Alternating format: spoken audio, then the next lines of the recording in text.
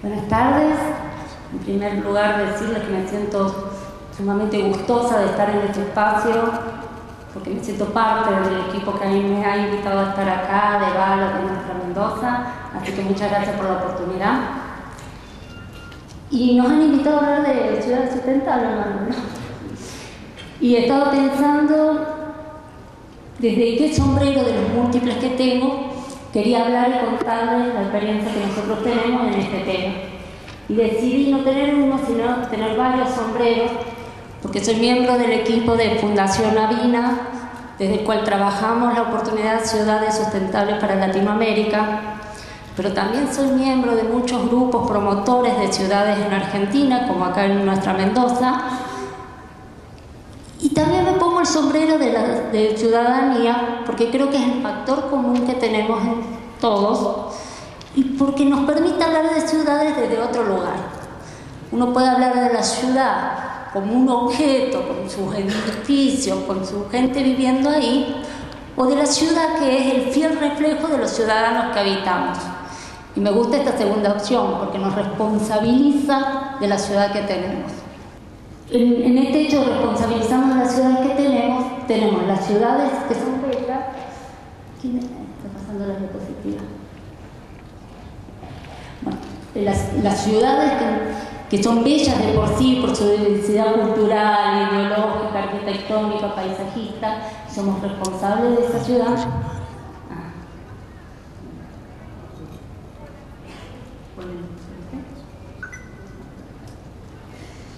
Y ustedes tienen una ciudad bellísima, pero también somos responsables de una ciudad que tiene inequidad, que opaca esa belleza, con inequidad, con pobreza, con desigualdad, con contaminación ambiental sonora. Hay datos duros que nos dicen que las ciudades, que hay un movimiento, una migración hacia las ciudades. Latinoamérica tiene casi el 75% de sus habitantes viviendo en ciudades. En Argentina la cifra es aún mayor, que muchas de las ciudades que reciben estas migraciones en este último tiempo son las ciudades medias, como justamente Mendoza, Córdoba, Rosario, mientras se van generando las megaciudades también. Y que en estas ciudades cada vez tenemos más cantidad de pobres y una mayor desigualdad que hace que la ciudad no sea igual para todos.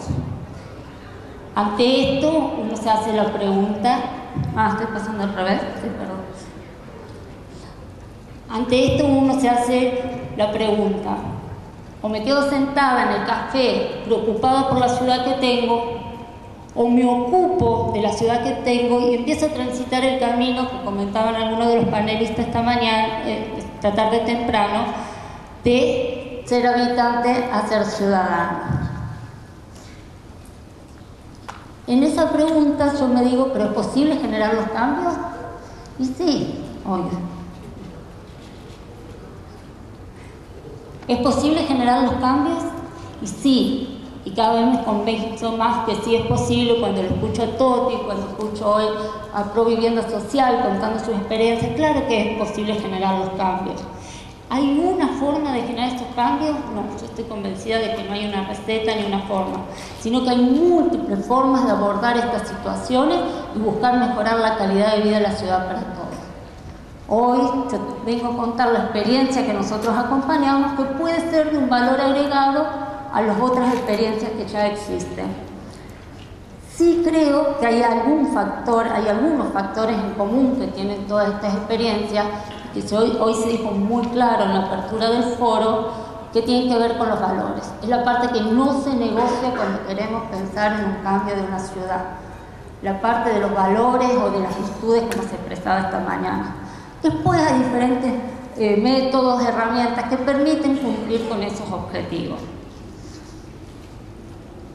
¿Por dónde empezamos?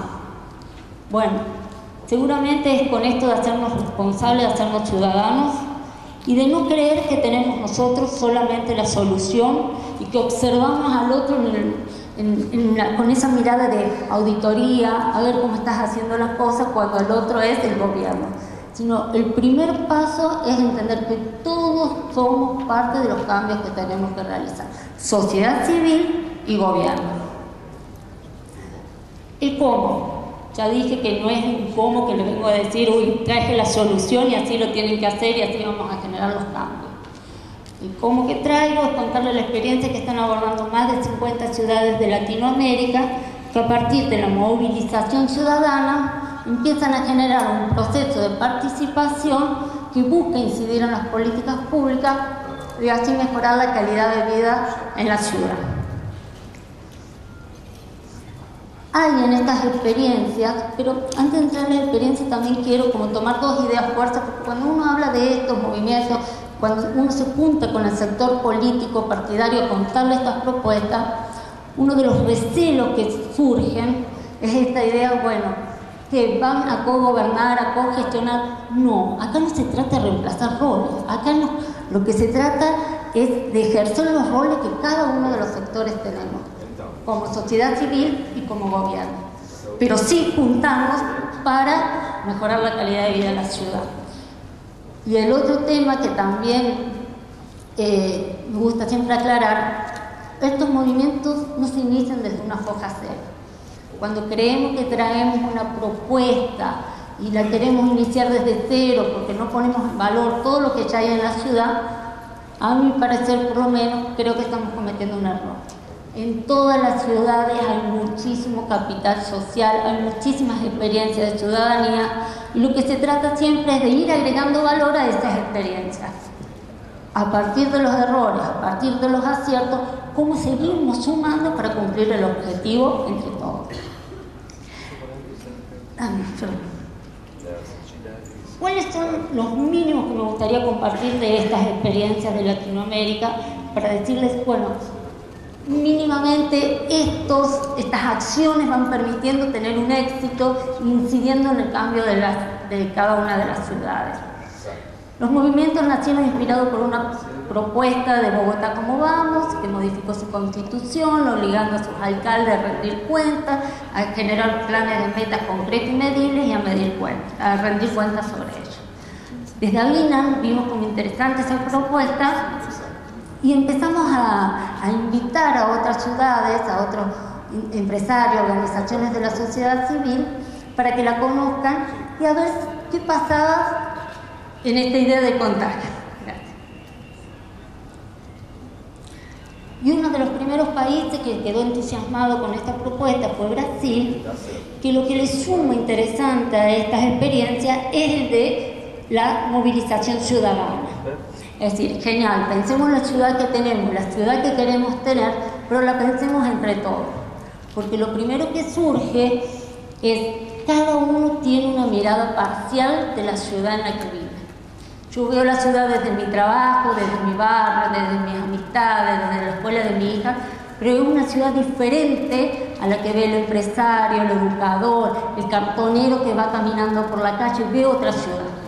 Entonces el primer ejercicio es el de invitar a la participación lo más amplia posible para pensar juntos en la ciudad que queremos. Pero muchas veces para hablar de la ciudad que queremos lo que nos falta es conocer la ciudad que tenemos. Muchos de los municipios tienen casi cero información.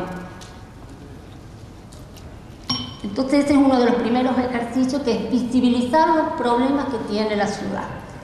Se generan indicadores que nos permiten entonces poner datos duros y no siempre estar hablando de las subjetividades, que generalmente es la forma con la que nos comunicamos, la que nos hablan nuestros gobiernos. Entonces, generar información que nos diga qué ciudad tenemos, pensar juntos qué ciudad queremos y en ese camino transitar para la ciudad que queremos, juntos, sociedad civil y gobierno, avanzar en esas líneas.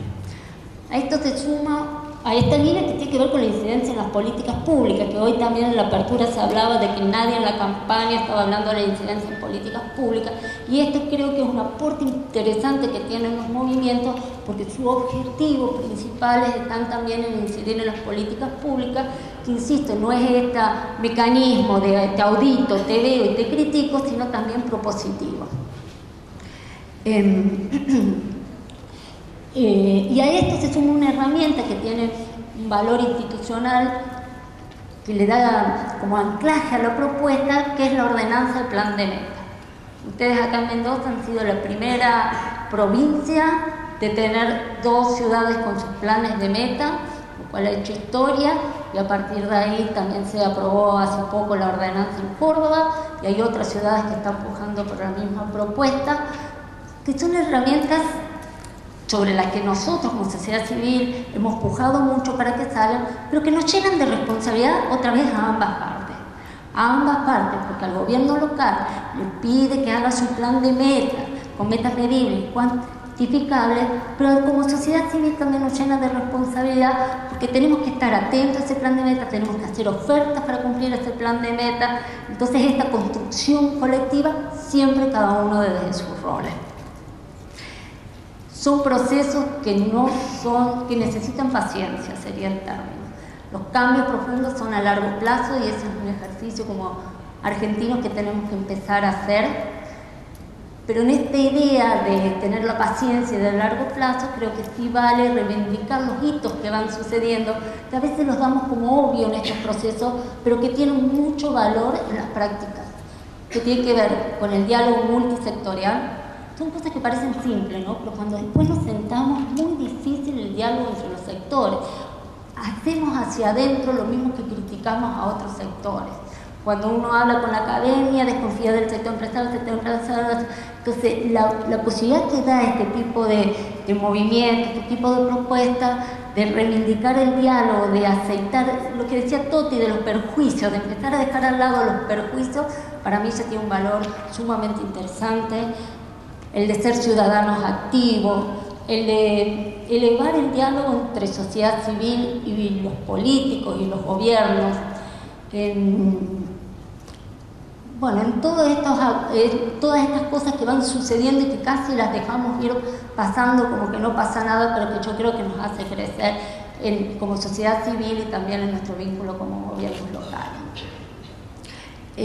Las experiencias que les contaba, son 50 movimientos a partir de estas primeras visitas a Colombia y después muchas a Sao Paulo, que fue el primer movimiento en Brasil.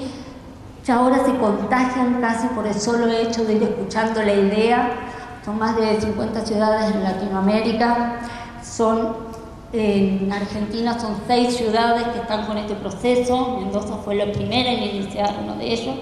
Y empieza a tener valor la articulación entre estas ciudades. Decir en Mendoza, decir en Córdoba que somos parte de una red nacional que piensa objetivos nacionales más allá de los locales, nos da un valor de pertenencia. Y decir sobre eso que somos parte de una red latinoamericana nos da un valor mayor de pertenencia y una atención del otro interlocutor de saber que esto no es solo una idea o un capricho local, sino que son muchas las ciudades que están en este tipo de proceso. Fernando ya habló de nuestra Mendoza, no voy a entrar en detalles, sino poner en valor que ustedes tienen la oportunidad acá, en su propia ciudad, de pensar y de sumarse. Ahí están las fotos de las aprobaciones de los planes de meta, así que era más de todo como reforzar la invitación a este proceso. Y por último, contarles así como muy corto cuál es el rol de Avina en todos estos movimientos, especialmente lo que ya mencioné al principio, que tiene que ver con esto del contagio, de promover el surgimiento de nuevos movimientos, que tiene también que como la articulación, poner en valor la articulación de los procesos, que no es lo mismo estar solo que empezar a conformar un núcleo nacional y un núcleo regional, y siempre estar pensando en qué más podemos sumar, en qué más podemos ser creativos, para lograr el objetivo de que nuestras ciudades sean más justas, democráticas y sustentables.